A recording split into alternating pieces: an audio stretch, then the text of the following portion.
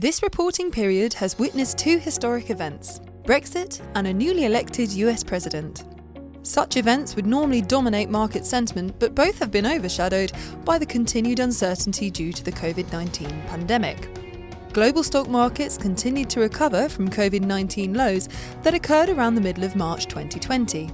The profile of the recovery altered during this reporting period as optimistic results from Stage 3 vaccine trials were released by Pfizer-BioNTech and Moderna in November 2020, followed by Oxford-AstraZeneca. This caused a rapid shift in favour of traditional stocks as some investors took profits from technology sector gains, believing a route out of the COVID crisis was emerging. During the reporting period, the UK all-companies sector returned 18.16%, closely followed by global emerging markets at 16.15%, Asia-Pacific 15.17% and Europe 14.76%. The North America sector return was lower at 9.45% due to the higher natural weighting to technology stocks. The IA UK gilt sector provided a negative return of 1.19% as gilt yields marginally increased. The Brexit referendum took place on the 23rd of June 2016, asking the UK electorate whether the country should leave or remain a member of the European Union.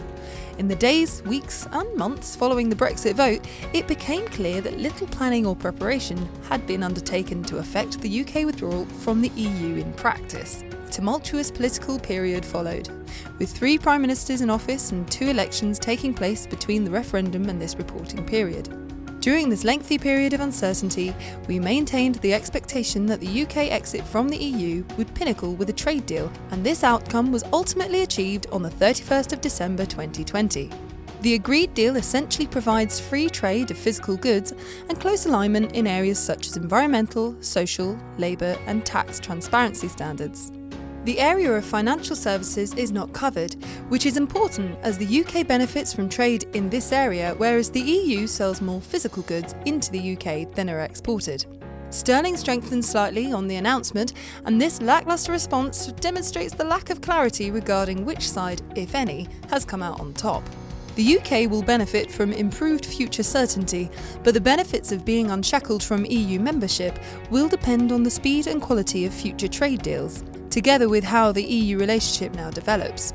The UK stock market has notably underperformed its peers during the period of Brexit uncertainty, and we are optimistic that recent developments and attractive valuations will lead investors to increase UK allocations.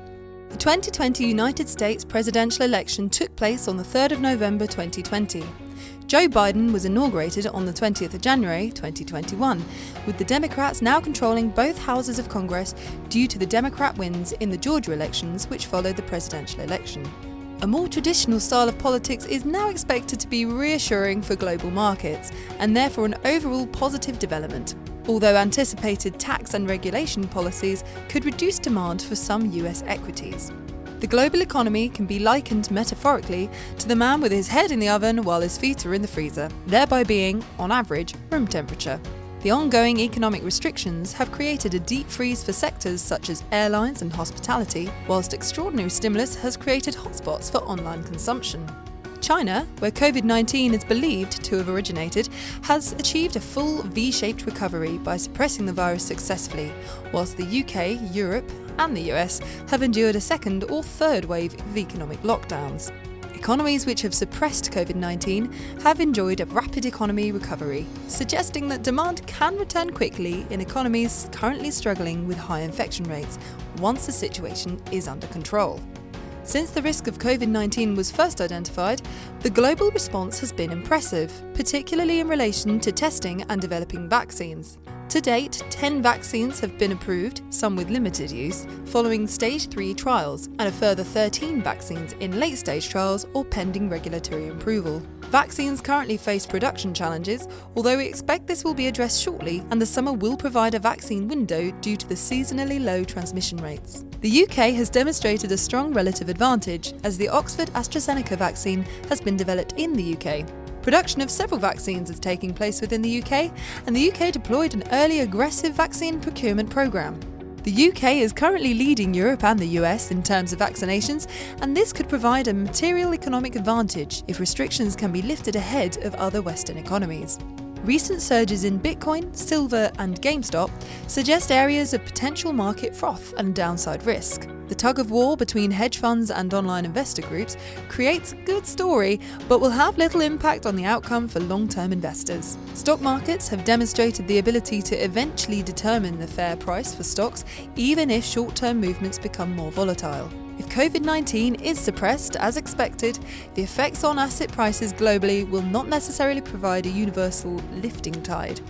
The COVID-19 benefits enjoyed by virtual economy stocks could erode, whilst real economy stocks should benefit. Over time, the picture will become more interesting, with prospects for second era of the roaring 20s, as the trillions of stimulus dollars boost spending when people rediscover their freedoms.